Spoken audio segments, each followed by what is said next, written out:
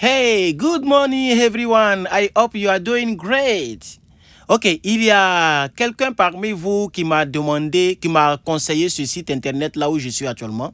Ok, ça s'appelle anglaisfacile.com. Oui, vous pouvez aller vous entraîner là-bas, ça fait du bien.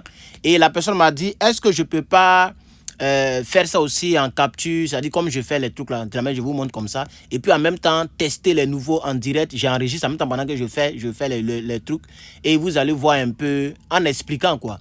Donc on va prendre ça, c'est le niveau, je sais pas c'est quel niveau, je suis tombé sur un niveau, voilà, niveau débutant. Vous voyez niveau débutant, ils ont mis non? Voilà, donc ça c'est test de niveau grammatical débutant.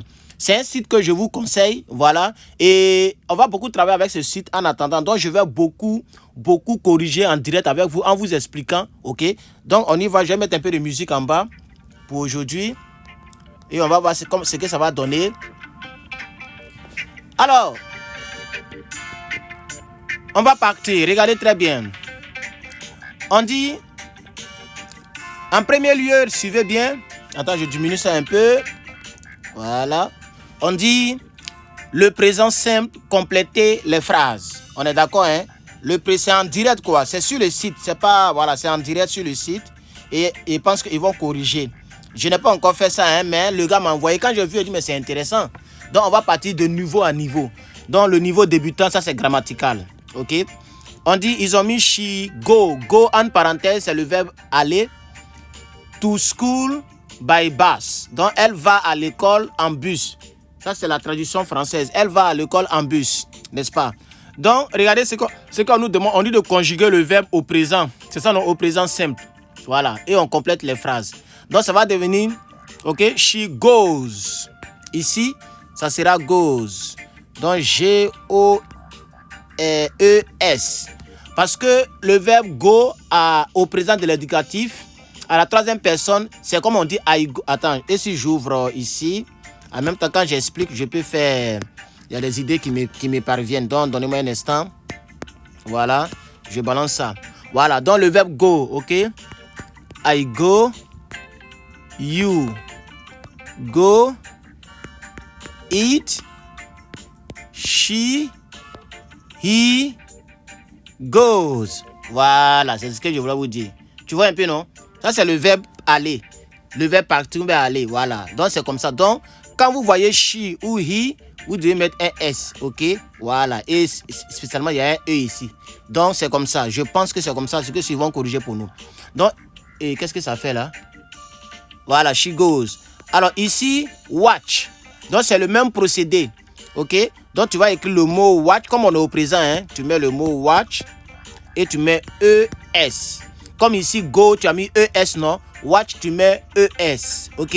Donc, he watches television in the evening. Ici, play. Ici, le play, le day. Day ne prend pas de E comme les autres. Ça reste comme ça. Donc, tu mets they play. Tout court. Quand c'est au pluriel, tu n'ajouterais au verbe. Quand c'est à la troisième personne du singulier, parce que c'est à la troisième personne du pluriel, on n'ajoute rien. À la troisième personne du singulier, tu ajoutes comme je l'ai fait ici. Alors, deuxième niveau, hein, dans cet exercice, on dit mettre uniquement le verbe à la forme, n'est-ce pas? On dit mettre uniquement le verbe à la forme négative sans contraction. Donc ça, c'est très important, sans contraction. Ok, on va voir. On dit I like chocolate. Ça va devenir quoi? Donc la négation en anglais, ok? La négation en anglais, donc tout ce qui est négation, c'est do not ou bien did not. Ça dépend maintenant, la phrase est à quel temps. Donc, do not, ça c'est sans contraction. Avec contraction, ça devient don't. Voilà, ça c'est avec contraction. Mais dans l'exercice, on nous demande sans contraction, d'accord? Et quand ça c'est au présent. Là, c'est lorsque c'est au présent. Au présent. Voilà, au présent. Ça c'est accent, il voulait mettre ici là. J'ai trop mis ça fortement. Je vais, voilà, ça c'est au présent, n'est-ce pas? Voilà. Maintenant, au passé, la négation au passé devient did not. Ok? Did not. Et ça va devenir ici didn't. Didn't. Don't, didn't. Voici les deux que vous devez utiliser. Il n'y a plus rien d'autre en bas. OK? Voilà. Donc, la négation, c'est comme ça. Donc, vous devez venir, donc, vous devez venir ici, n'est-ce pas? Voilà. Ici, on dit I like chocolate. Donc, tu dois, avant de mettre la négation, il faut savoir est-ce que la phrase est au présent ou elle est au passé ou au futur, si vous voulez. Voilà. Donc, il faut connaître le temps de la phrase pour mettre la négation. Donc, ici, la phrase est au présent. Donc, ça devient I do not like chocolate. Puisqu'ils ont dit mettre uniquement le verbe à la forme négative sans contraction. Le verbe ici, c'est le verbe like. Et la négation au présent, c'est do not. Donc, I do not like chocolate. Alors, ici, qu'est-ce que ça va devenir? He works hard. Tu vois, le works prend S. Donc, he works hard. OK? Ça va devenir, donc, c'est toujours le présent. N'est-ce pas? Ça, c'est le présent. Donc, ça devient ici, OK? He do not work hard. Et ici, le work, là, il ne faut pas mettre le S qu'ils ont mis là-bas. À la négation, on ne met pas le S comme ici, il y a le S. Je ne sais pas si vous voyez. On dit he works, il y a un S. Mais c'est parce que le verbe est au présent simple. C'est-à-dire pas la négation, on ne met pas de S. Je crois bien. Donc, c'est pas he do not works. Je n'ai jamais entendu ça. Moi, j'entends toujours he do not ou bien he don't work. Donc, tu mets le verbe tel qu'il est à l'infinitif. She is English. Ça veut dire elle est anglaise. She is English. C'est le présent. Donc, ici, ça va devenir pardon. Donc, ça va devenir ici she is not English. Donc, là, faites très attention aussi. Hein. Voilà. Et en haut, au milieu, là, je me suis trompé, je crois bien, parce que je me suis rappelé, c'est troisième personne. Quand c'est troisième personne, ici, ça change. Par exemple, c'est le verbe do. OK? Donc, ici, comment je vais revenir ici, là? Attendez, je vais revenir à côté. Voilà. Ici, ça va devenir comme ça. Voilà. Puisqu'on a vu ça en haut ici. Vous voyez, non? Avec she ici. Et avec watch. N'est-ce pas? Avec she et puis what. Donc, ici, ça fait toujours la même chose. Ici, ça ne prend pas le ES parce que c'est I. Mais ici, c'est troisième personne, ça prend le ES. Ici, c'est she is not English. Donc, ça reste comme ça. Parce qu'on dit de mettre à la forme négative le verbe seulement. Voilà. Donc, faites très attention là-dessus, je crois bien. Voilà. Et la troisième partie, on nous demande de mettre maintenant au passé. C'est ce qu'on appelle le prétérit simple. Hein, vous connaissez prétérit, non? Voilà. Donc, on va maintenant faire prétérit. Donc, il faut connaître le prétérit de ces trois verbes-là. Le verbe go, le verbe play et le verbe write. OK? Alors, les prétérit de ces trois verbes-là, c'est facile. OK? On va mettre ça ici. Voilà. Vous allez me permettre d'effacer ça rapidement. Et je vais vous mettre les prétérit de ces trois verbes, les prétérit. OK? Voilà. OK. Alors, le prétérit de go, c'est go. On a go qui veut dire partir, non? Voilà. Lui, il devient went. OK? Prétérit simple. On dit prétérit simple. Donc, c'est la première colonne. Ça devient went. Et le prétérit de play. C'est ça, non? C'est play, j'espère. Attends, je regarde. Go play. Oui, play et puis write. OK. Donc, prétérit de play. OK? Hein? Voilà. Normalement, play, c'est... Bon, on peut dire c'est pas un verbe irrégulier. OK? C'est un verbe régulier. Voilà. Donc, lui, il devient played. Tous les verbes réguliers, vous mettez ED à la fin. Voilà. Et write, le verbe écrit, lui, il va devenir wrote. Voilà, wrote. Le I va devenir ici O, c'est tout. Bien, quand tu connais ça, je pense que tu peux déjà, en même temps, tu peux déjà faire ça. Donc, on dit de mettre le prétérit, compléter les phrases sans contraction.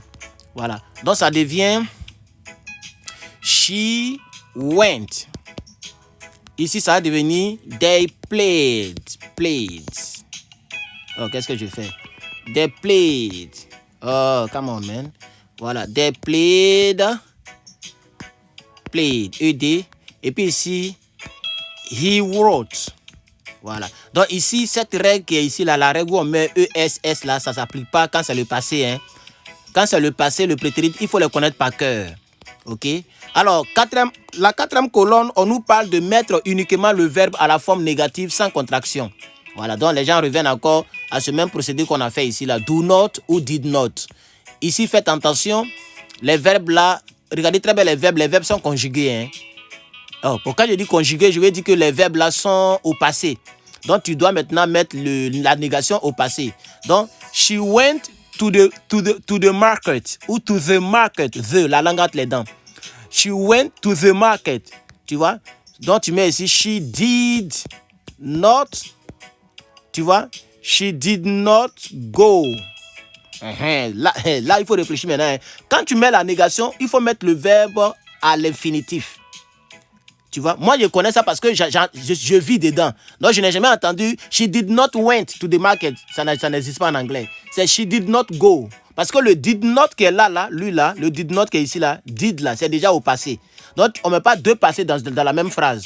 Tu vois. Donc c'est pourquoi, ici, c'est pourquoi le verbe went qui est ici, qui est le passé de go, comme je l'ai rappelé de l'autre côté, le went qui est le passé de go. Ici, il va rester go, il ne va pas devenir went, il va devenir à l'infinitif et c'est le did qui va prendre le passé. Voilà. Bien. They began raining. Began, c'est le passé de devenir, de faire, comment on appelle ça? De commencer, voilà. C'est le passé de commencer, begin, ok? Voilà. Donc, comme c'est au passé, tu mets they did not begin raining. Voilà, they did not begin raining. Même système ici. Ici, he listened, ok? Listened to the teacher. Donc, he did, parce que listen, vous voyez, il y a ED. Oh, il y a une manière, il a fait, puis ça montrait d'une manière, c'est pourquoi il n'arrive pas à montrer. Voilà, on peut faire comme ça. Donc, ici, il y a un ED ici. Quand c'est ED, ça veut dire que c'est un verbe régulier, mais c'est toujours au passé. Quand c'est au passé, on met l'infinitif du verbe ici. Quand tu mets did not, quand tu mets la négation. Donc, tu mets seulement listen. Voilà. He did not listen to the teacher. Alors, notre cinquième partie, chers camarades, chers frères, on dit complété par le pronom relatif correct, autre que date. Voilà, parce que, ok, autre que date, hein, d'accord. Donc, regardez ici. On dit ici, he is the man, comme yesterday. Normalement, en français, ça va devenir, il est l'homme qui est venu hier. Ah, mais qui ici? Par exemple, date veut dire qui. On est d'accord, hein? Mais on dit, il faut mettre quelque chose ici, autre que date. C'est normal. Donc ici, comme ici, on dit man. Hein? Ici, il s'agit de man. Donc, tu vas mettre who. Voilà, c'est ce que moi, je pense. Donc, he is the man who come yesterday. Ici, il s'agit d'un book. On dit, do you know the book I read last Sunday? Est-ce que tu connais le livre que j'ai lu le dimanche passé? Attends, je diminue un peu la musique, ça me distrait un peu. Je voulais, voilà. Est-ce que tu connais? Do you know? Ça, c'est au présent. Donc, donc ici, ce qui est important, il faut chercher de quoi on parle. C'est ce dont on parle là qui va t'aider à trouver le mot que tu vas mettre ici. Ok? Donc, ici, on parle de book. Ici, c'est book. Donc, quand c'est les objets, tu mets which. Voilà, ça là, which. Ok? Ça, c'est quand c'est les objets. Quand c'est un être humain, tu mets who. Ok? Maintenant, regarde ici maintenant. The man, he is in the car, is my uncle. Donc, en français, ça veut dire l'homme qui est dans la voiture est mon oncle.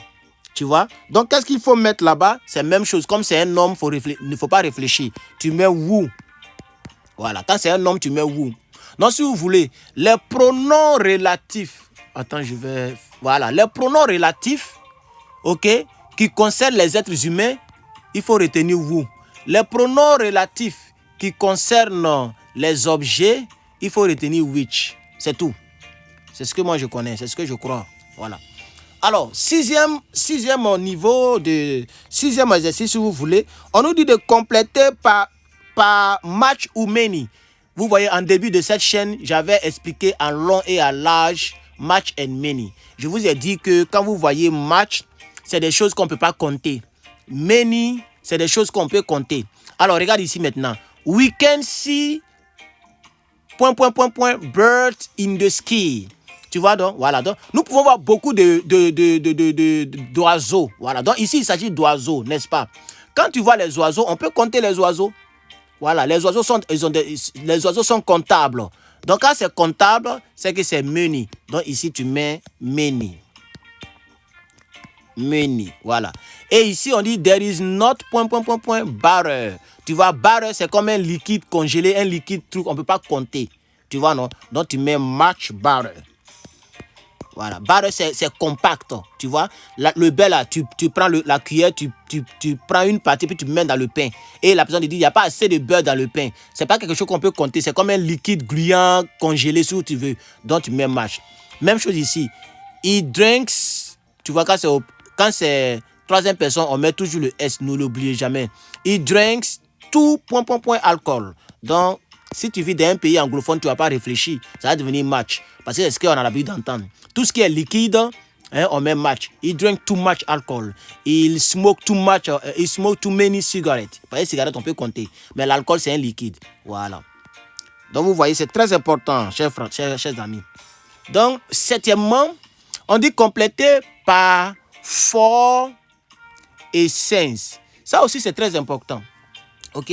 C'est très important. Compléter par for et since. OK? Since, là, c'est lorsque c'est une date. OK? Et je crois que le for, là, c'est lorsque c'est le temps. Hein? OK? Voilà, donc faites quand même un peu attention. Mais ça dépend du contexte, si vous voulez. Ça dépend du contexte. Moi, ce que je connais, c'est que ça dépend du contexte. OK? Voilà. Si tu dis, par exemple, je me suis blessé il y a 2 ans. Tu vois, tu vas prendre since. Tu vois, non, je me suis blessé il y a de cela 2 ans. Tu vois un peu, non? Voilà. Mais j'ai acheté les fleurs, OK? Quel exemple j'ai pris? J'ai acheté la fleur pour... Bon, on n'a qu'à faire l'exercice. He has been waiting here, ... 2 o'clock.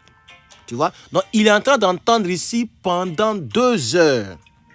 Parce que le for et puis le 7, ça veut dire pendant. Hein. Voilà, ça veut dire pendant. Donc, il est en train d'entendre ici pendant 2 heures. Tu vois un peu, non? Donc, comme là, il attend et il attend d'entendre et il a entendu. Ça veut dire que l'action est passée. OK? Mais ça continue. Donc, je pense que c'est since. Voilà. Et ici, they have played football, ... 2 hours. Ici, l'action ne continue pas. Ils ont déjà fini de jouer. Il faut bien regarder. Played, il y a ED. Quand tu vois le ED, pardon. Comment je vais mettre le ED? Voilà. Quand tu vois le ED à la fin, ça veut dire que le verbe, c'est au passé. Donc, l'action est au passé. Ici, il y a... Ça, c'est au gérontif. On dit en français gérondif, non? Oh, j'ai oublié là. ING, là, on appelle ça d'une manière... Gérondif, un truc comme ça. Dites-moi dans les commentaires. Voilà. Quand vous voyez ING hein, à la fin d'un verbe, OK, ça veut dire que l'action continue. Il est toujours en train d'entendre. Tu vois? Voilà. Il has been. Il est en train d'entendre. He has been waiting here since 2 o'clock. Maintenant, ici, on dit ils ont joué le football depuis donc 2 heures. Donc, ils ont fini de jouer. Donc, là, tu vas mettre for. Et ici, on dit they have been married. ... long time. Ici, c'est à cause de long time là que tu n'as pas mis for. OK? C'est vrai que c'est au passé, à cause de married que tu vois ici. They have been married. Donc, ça veut dire c'est au passé. Mais on dit long time. Donc, l'action ne se déroule pas. J'espère que tu comprends un peu. Voilà. Donc, ici, ça devient since. C'est comme ça, moi, j'ai fait. Je pense que c'est ça, mais bon, on verra ce que. Si la personne m'a dit que le site peut corriger. Donc, tout à l'heure, quand on va finir, on va voir les corrections. Alors, ici, on parle de mettre l'adjectif au superlatif de supériorité. Et ils ont mis ne pas copier la phrase, ne pas oublier l'article. D'accord. Donc, on dit mettre l'article, on dit l'adjectif. Donc, ici, les adjectifs, c'est ceux-là.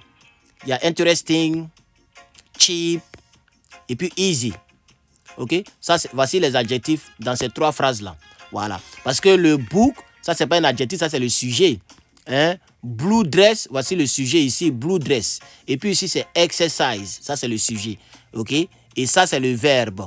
OK? Voilà. Is. Il y a un autre is ici. Et il y a un autre is là, le verbe. Voilà, le verbe être. Donc, vous voyez que L'adjectif, c'est seulement les derniers là. Alors, on dit de mettre l'adjectif, on dit de faire quoi? Mettre l'adjectif au superlatif de supériorité. Vous connaissez ça, non? Je pense que quand on voit supériorité, ça veut dire que le truc est le plus grand. Tu vois? Voilà. Herman est fort que Madame Lalatou. Bon, c'est une femme. Hein? Big up à Madame Lalatou d'ailleurs. Bon, elle n'est pas, je ne sais pas si elle me suit sur cette chaîne, mais en tout cas, big up quand même. Voilà. Herman est fort que Madame Lalatou. Donc, Herman est le plus fort.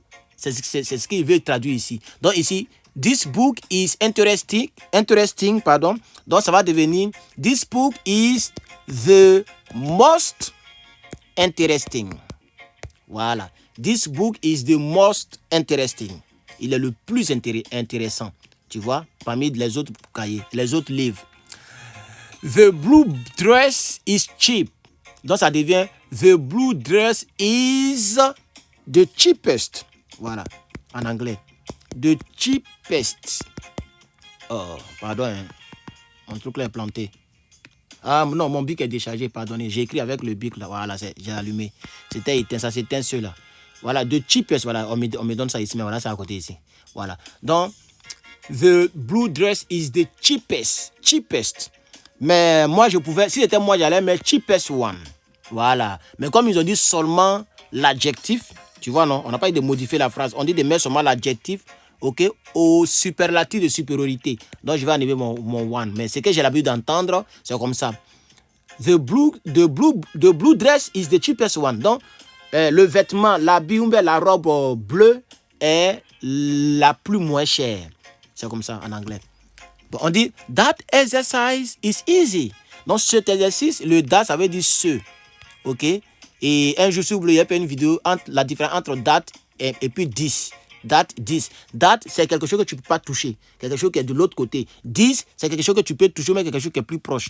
Donc on dit that exercise is easy.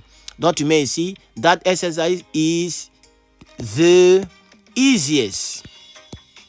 Easiest, voilà. The easiest, ou bien the easiest one. Voilà. 9e partie, je crois que c'est la dernière partie. On dit compléter la phrase, compléter par la bonne préposition. Donc les prépositions en anglais, vous connaissez, hein, je pense que moi j'ai déjà fait ça dans une vidéo. Ok, le to, le at, le in, il y a beaucoup. Voilà, il y a in, il y a at, il y a to, il y a bottom, il y a on, il y a inside, outside, and beside, etc., etc. Alors, donc, on va réfléchir à ça. On dit, he went, Australia last year. Donc, quand, tout ce qui concerne les pays, je crois bien, mais ici, il faut faire attention. He went. Donc, il est parti à l'Australie l'année dernière. Donc, le A en anglais, c'est to. Voilà. OK? To. OK? Je crois bien. Ici, ça va devenir he has been living. He has been living in, je dis, bon, voilà, in London for 10 years. C'est pas to London. Ici, comme c'est le truc au parti, ici là, comme c'est le verbe parti, le to marche. Maintenant, bon, moi, comment je sais ça? C'est parce que j'ai l'habitude d'entendre ça. Donc, quand je vois la construction, quand je vois la phrase, c'est comme si c'est en français. Je sais en même temps ce qu'il faut mettre. Ici, c'est in. Tu vois, non? He has been living in London. Tu vois? He was married in London. Okay? He went to the school in London. But he went to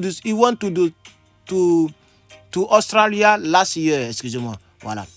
Maintenant, ici, regardez bien, ça va devenir she arrived, school late. Donc, ici, c'est at school. J'ai l'habitude d'entendre at school.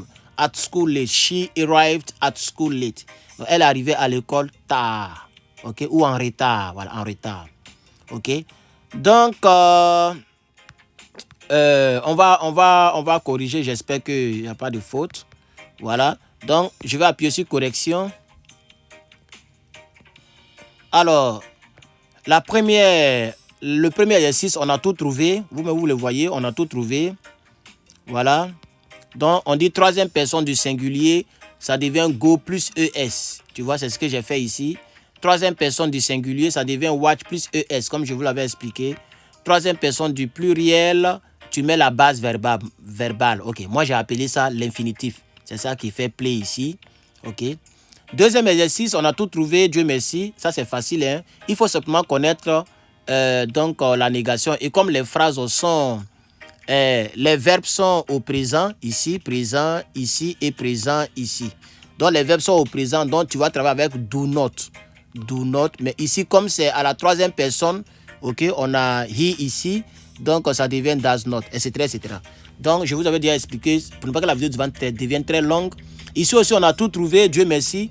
Donc le verbe go, ça devient went, donc she went to London. Voilà le tout qu'on a utilisé, London, tu vois, non, tout là, voilà ça qui est là. Voilà, donc quand tu as l'habitude d'entendre ça, tu peux t'en sortir. She went to London, pas in London, she went. Quand il y a le went, le verbe aller, c'est to, ok. Mais quand c'est une action qui s'est déroulée dans un pays, là c'est in.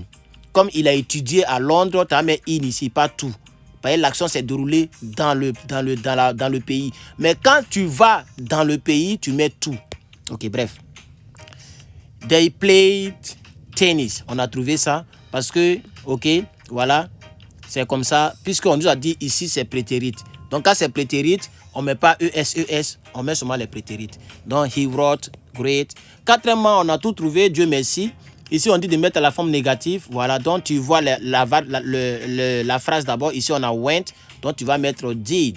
Voilà, ici, on a began, donc tu vas mettre did. Et puis maintenant, le began, l'infinitif de began, c'est begin. Et ici, l'infinitif de went, c'est go. Ok, go, voilà. Donc, c'est comme ça on fait, au fait. On a listen ici. Ça va devenir listen, la base verbale. D'après eux, ils appellent ça, mais voilà. Et puis, désolé. Et puis, listen ici, il est au passé, donc tu prends did. Alors, cinquièmement, on a tout trouvé, Dieu merci. Complété par le prénom qui correspond, ok. Donc ici, on a tout trouvé. J'avais déjà expliqué. Quand c'est un être humain, tu mets who. Quand c'est un objet, tu mets which. Quand c'est un être humain, tu mets who. Bref, ok. Voilà. Voilà, vous voyez, eux-mêmes, ils ont expliqué en bas. Moi, mais je ne lis pas pour eux là, mais regardez bien. On dit, par exemple, ici, on dit who se rapporte à un être vivant plus le sujet de is. Tu vois? Voilà, tu vois? Et ici, on dit which se rapporte à un objet. Voilà, donc, c'est la même explication. Lui, eux et moi, c'est la même explication on donne. On dit compléter par match ou many. Ça, je vous avais déjà dit, c'est comme ça. Ici, on dit many, pluriel dénombrable. Ça veut dire ce qu'on peut compter. Et indénombrable, ce qu'on ne peut pas compter. C'est tout. On avance. Alors, ici, donc, j'ai fait une erreur ici. Voilà, donc, j'ai fait une erreur ici, comme vous le voyez. Ici, ça doit faire for. D'accord? For a long time. Je crois qu'ils ont raison. Et ils ont raison, puisque le cours est là. Tu veux voir le cours, tu cliques ici pour aller voir le cours. Voilà. Donc, vous voyez que... Hé, qu'est-ce que j'ai fait? Oh, je suis sorti. Non, je vais revenir. J'espère qu'ils vont me donner ma correction. Oh, attends, je vais voir. Voilà, ma correction est là. Ok, la correction est toujours là. Donc, on a fait une erreur ici. Voilà. Donc, ici, c'est bon. Ici, c'est bon. Là, il y a une erreur. Ok, donc, they have been married. Moi, j'ai mis since, mais normalement, c'est for parce que c'est le temps. Donc, comme je l'avais dit, moi-même, je l'ai dit et puis je me suis trompé. J'ai dit que quand c'est le temps, on met for. Ok? Mais bon, souvent, ça fait un peu... Voilà, regardez ici. For plus la durée. For plus la durée. For plus le point de départ. Vous voyez maintenant, non? Voilà. Donc ici, quand c'est une durée, tu mets for. Tu vois, quand c'est une durée, tu mets for. Maintenant, ici, c'est affaire de point de départ. Tu vois un peu, non? Ici, on dit, it has been waiting here. Donc, quand il attend ici, il a attendu dans le point de départ pendant 2 heures. C'est pourquoi il y a since. Tu vois, non? Voilà. Mais, donc, on a appris ensemble. Donc, pour le moment, c'est une faute. Voilà. 8e exercice. On a tout trouvé, c'est bien. Donc, le plus intéressant, the most interesting, the cheapest, le plus moins cher, the easiest, le plus aisé ou le plus facile. Ici aussi, 9e, on a tout trouvé. Voilà. Australia to, Australia in London. C'est ici, là, j'ai expliqué, là. Donc, quand vous voyez ici, ici, quand tu vas dans le pays, tu mets tout. Mais quand tu as fait quelque chose dans le pays, comme ici on dit la personne vit dans le pays, tu mets in. Ok? Voilà. Donc regardez, ici on dit in, c'est pour les grandes villes. Uniquement un mouvement. Tu vois, comme quand tu vas. Donc regarde, le premier on dit, le tout indique uniquement un mouvement. Tu vois, parce que tu vas dans le pays. Le in est mis pour les grandes villes. Ok? Voilà. Donc eux ils donnent leur explication, donc ça m'aide aussi. Et le at, on dit, c'est pour certains lieux. Voilà, certains lieux comme at school, etc., etc.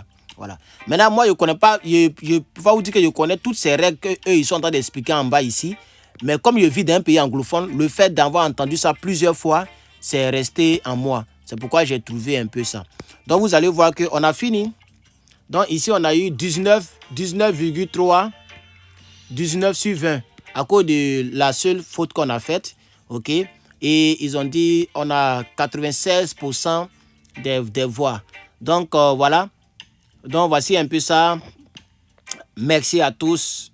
Merci d'avoir donc regardé cette vidéo. Voilà.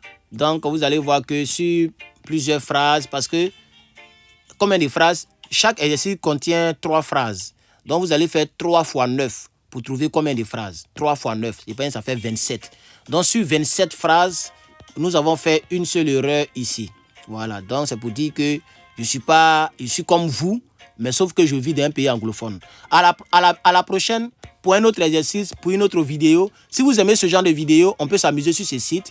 Et je pense que ça va encore beaucoup plus nous aider et ça sera beaucoup plus aisé. Que Dieu vous bénisse. C'était donc English with Herman. Et puis je remercie les administrateurs de l'anglais facile.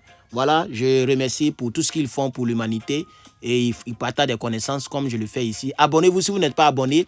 Et vous pouvez aller traîner aussi sur le site. Et vous allez voir donc vos lacunes, etc. Il y a plusieurs exercices. Il y a débutant, il y a moyen, il y a difficile, il y a très difficile. Tout ça, on va faire ça. Tout ça, on va faire ça. Donc, que Dieu vous bénisse et à bientôt pour une autre vidéo. Si vous avez aimé la vidéo, mettez-moi un pouce bleu et puis abonnez-vous si vous n'êtes pas abonné. Activez la cloche de notification. Voilà, et désolé pour le temps que j'ai mis, 1 semaine et 2 jours avant de balancer cette vidéo. Que Dieu vous bénisse. C'était donc votre frère Herman. Et l'anglais, c'est la première langue internationale, la première langue business, la première langue utilisée partout dans le monde.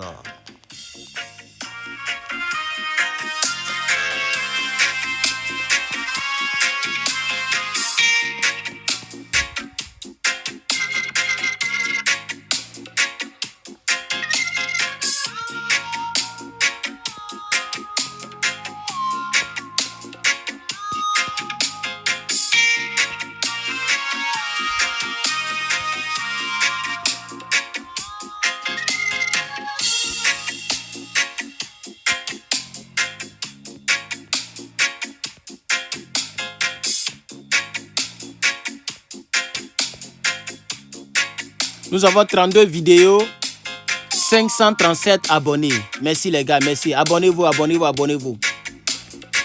Abonnez-vous. On va faire de très belles vidéos. Je vais acheter un bon tableau. Ne vous inquiétez pas. Je suis en train de réfléchir à cela. Que Dieu vous bénisse. À bientôt.